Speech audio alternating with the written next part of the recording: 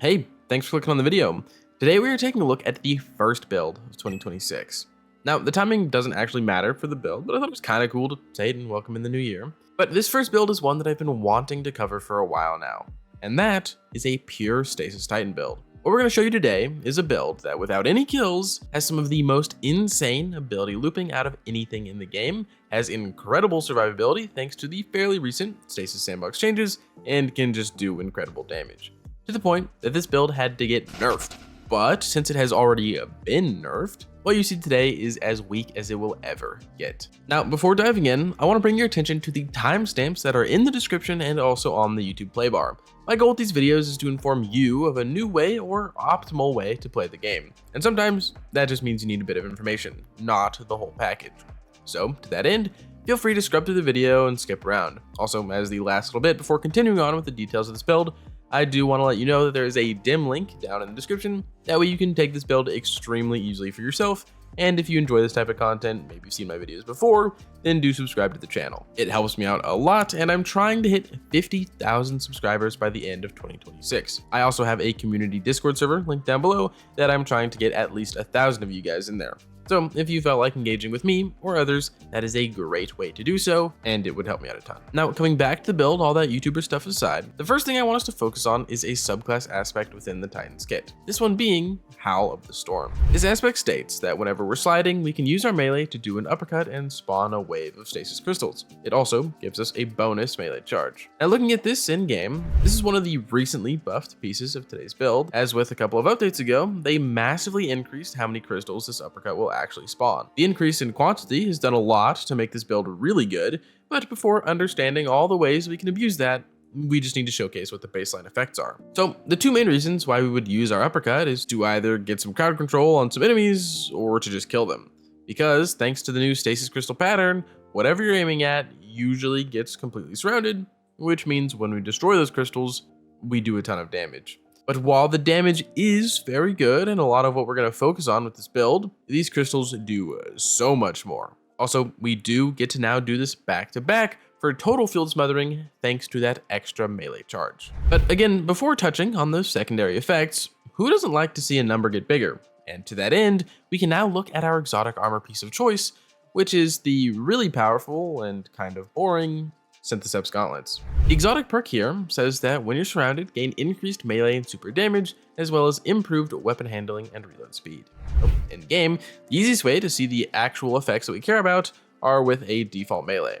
While not surrounded, we deal just 217 damage. Then if we become surrounded and get the biotic enhancement buff to appear on the left side of our screen, our default punch now goes up to 574 for a 165% increase.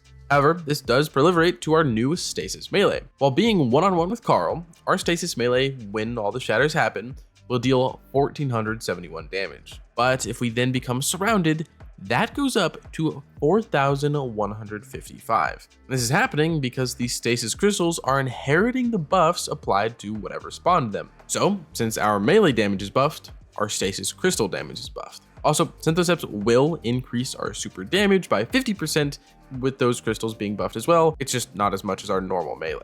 Now moving on from our exotic armor piece, the next thing most people would focus on to enhance a build is an exotic weapon.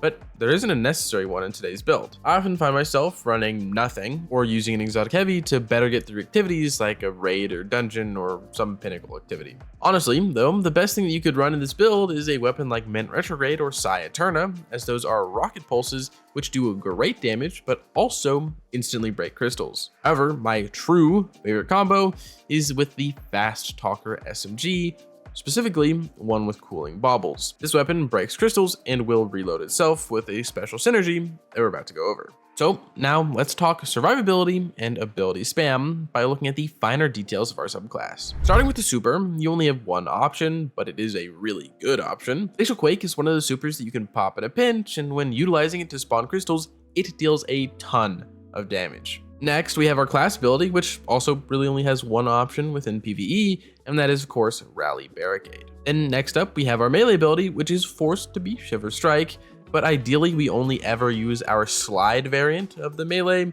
so the actual potency of Shiver Strike doesn't affect us. And then we have our grenade, which should be Glacier Grenade because we want the maximum amount of crystals in this build.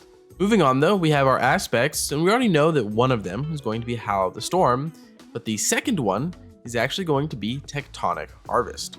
This aspect says destroying stasis crystals will spawn stasis shards, and when we pick them up, they will give us frost armor, which is a source of massive DR. In game, we can see the effects of this aspect whenever we throw a glacier grenade or use our uppercut melee or just shatter anything. When we destroy those crystals spawned by us, we will get these stasis shards to spawn. And as you are seeing, they do track to us thanks to a fragment, but more on that in a second.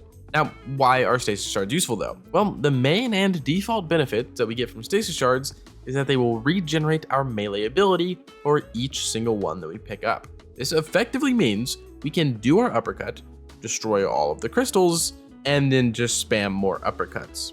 There are some other benefits to stasis shards though. Picking these up will grant us that aforementioned frost armor while also healing us a little bit.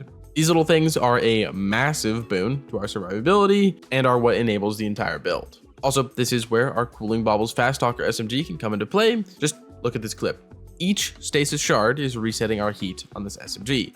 You can literally just fire forever, never have to reload, and always use it to break crystals. It is perfect. But to make stasis shards even better, let's talk fragments. First, we run Whisper of Hunger, so our stasis shards refund larger amounts of melee energy. This is helpful in this build to ensure spammability. Then we use Whisper of Conduction so that stasis shards track to us. I would consider this a necessary effect. Then Whisper of Rhyme so we can hold more stacks of frost armor for longer. This ends up being more DR with more forgiveness. And then lastly, we use Whisper of Fissures so our stasis crystals and shatters just deal more damage. And moving away from our subclass, we've already spoken about what weapons we want to pair with this build. So now we need to take a look at how our armor is set up. Beginning with armor stats, the main thing to focus on is our melee stat. If possible, we would like this to get to 200 or around 150. Just try to get over 100. This is so that we get the increased damage and the maximum ability regen. After melee, we want super so that we can spam Glacial Quake when necessary. Do not underestimate the super by any means, or how fast you can generate it. And then for the last focus, I did an even split between health and grenade. You can do whatever though. Now staying with armor, let's move on to armor mods. On the helmet, we run triple hands-on because all the crystals we spawn with our melee will count as melee damage and melee kills when shattered, and this means a lot of super generation when those do score kills. On the arms, we run 2 heavy-handed so that we have a short cooldown on orbs. On the chest, we do resist and an ammo generation mod, matching your rocket pulse or other special weapon. On the legs, we do a recuperation to add a bit to the health on orb pickup, an innovation to get some grenade back on orbs too, and then a scavenger to match our special weapon. And then the class item gets special finisher to make more special ammo, powerful attraction to pick up orbs, and a proximity ward to become invincible when doing a finisher animation. Now, last we need to talk about the artifact. In here, there's like literally nothing. This build is totally future-proofed thanks to the artifact not being involved. The best we do have though is Armor Smith, which just gives us a bit of DR and melee damage when breaking shields. But yeah, that's about it. Now finally, we have the gameplay loop, how to use this build. To begin, you guessed it, you slide melee. Do this into anything, or even nothing, because we just want the stasis shards. These will heal us, but most importantly, it'll give us our frost armor for damage resist. All those shards also regen our melee, allowing us to just begin the engine. Just keep doing it. Slide melee some adds, shatter a crystal, a billion shards will spawn, and then you can repeat. As long as you're near 3 enemies, Syntheseps is making our crystals deal a ton of damage, giving us easy kills. Frost armor and healing from the shards and orbs keeps us in the fight while being totally passive. All you need to think about is spawning crystals. So spawn them near enemies, and thanks to the insane damage from our crystals and our mods, we can spam our Glacial Quake for even more damage and field control. Also, the directive doesn't even change when you encounter a boss. The crystals still hurt, even if it's a single target, and arguably, they're actually better against bosses, which of course you can still loop your abilities without getting any kills at all. This build is very mindless, but it is really strong, and to me, those are the best kinds.